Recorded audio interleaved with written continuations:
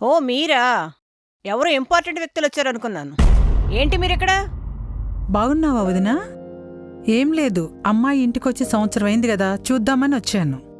ఓహో, శ్రీజ, మీ అమ్మొచ్చింది చూడు. అమ్మా, ఎప్పుడొచ్చావు? రామ్మా. ఇప్పుడే వచ్చానమ్మా.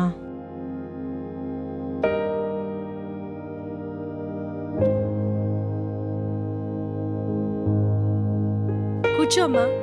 ఆగండి, అక్కడ కాదు, సోఫాలో ఎందుకు? కొత్తగా కొన్ని కుర్చీలు ఉన్నాయి కదా, తీసుకురాపో.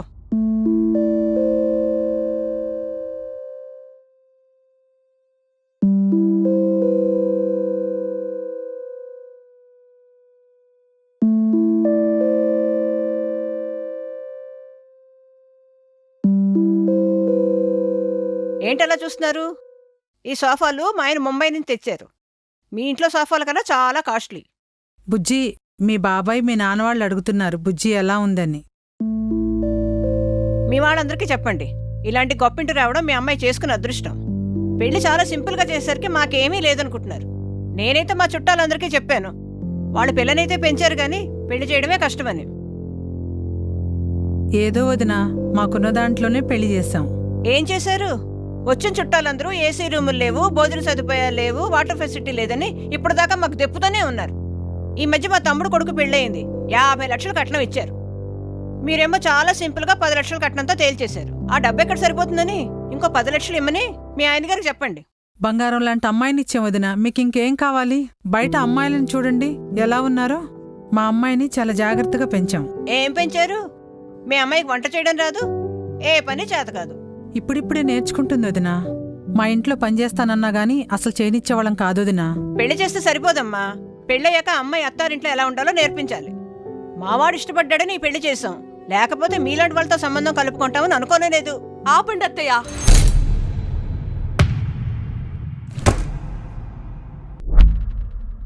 ఇందాక నుంచి చూస్తున్నాను, మీకు ఇష్టం వచ్చినట్టుగా మాట్లాడుతున్నారు. అయినా పెళ్లి చేసుకుంది నేను, వాళ్ళు కాదు మీరంటే పడ్డానికి. ఇక చాలు, మా అమ్మని ఇంకొక్క మాట అన్నా తను ఊరుకుంటుందేమో, నేను మాత్రం ఊరుకోను. శ్రీజ, అత్తయ్యతో అట్లా మాట్లాడొచ్చా? సారీ అండి, ఏదో కోపంలో చిన్నపిల్ల తెలియక మాట్లాడేసింది. నువ్వు ఆగమ్మా, నీకు తెలీదు. ఏంటి ఎప్పుడు మాట్లాడడం దాన్ని ఇప్పుడు మాట్లాడుతున్నాను చూస్తున్నారా? ఇలా మాట్లాడకే 1 ఇయర్గా మీరు నన్ను హౌస్ అరెస్ట్ చేశారు. శ్రీజ, శ్రీజ, ఎంతసేపు పడుకుంటావులే? టిఫిన్ చేసి బాబు క్యారేజ్ కట్టాలి, లే.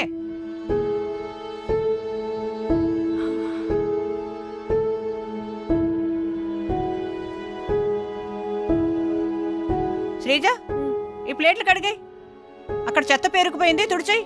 తిన్న తర్వాత తీసేస్తాను అత్తయ్య. కడిగాక తినచ్చులే, తొందర ఏం లేదు, ముందు చెయ్యి.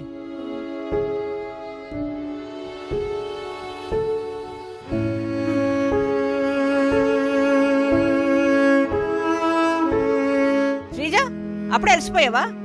లంచ్ ప్రిపేర్ చేయవా? మీ మావికి టైం ప్రకారం తినేసి మందులు వేసుకోకపోతే బీపీ పెరుగుతుంది, వెళ్ళి త్వరగా చెయ్యి. సరే అత్తయ్య.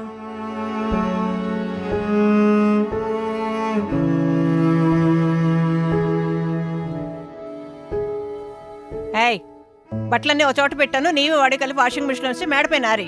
నాకు అసలు అలసటగా ఉంది, వెళ్ళి పడుకుంటాను. బట్టలన్నీ మడతెట్టి మార్కెట్కి వెళ్ళి కూరలు పట్టరా. నేనే పెడదాం అనుకున్నాను, నాకు అసలే మోకాళ్ళు నొప్పులు, డాక్టర్లు ఎక్కువ దూరం నడవద్దన్నారు. వెళ్ళిరా త్వరగా. ఏంటి మార్కెట్కి వెళ్ళి ఇంతసేపు రావడం? వంట ఎవరు చేస్తారు? త్వరగా వంట చెయ్యి, నాకు అసలు నీరసంగా ఉంది. ఇన్ని పనులు చేసి అలసిపోయి పడుకున్నాక విశ్వ వస్తాడు. ఇంకా మొగుడుతో సంసారం ఎప్పుడు చేయాలి?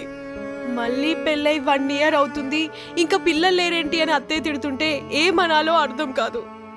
నా బాధ ఇన్ని పనులు చేస్తున్నందుకు కాదు, ప్రతి ఇంట్లో ప్రతి ఆడది ఇన్ని పనులు చేస్తుంది, కానీ పనికి తగ్గ గుర్తింపు లేదు. తప్పంతా మాదేరా. కూతురు గొప్పింటికెళ్తుంది అనుకుంటామే తప్ప వాళ్ళు ఎలా ఉంటారో ఎలా చూసుకుంటారో పట్టించుకోము.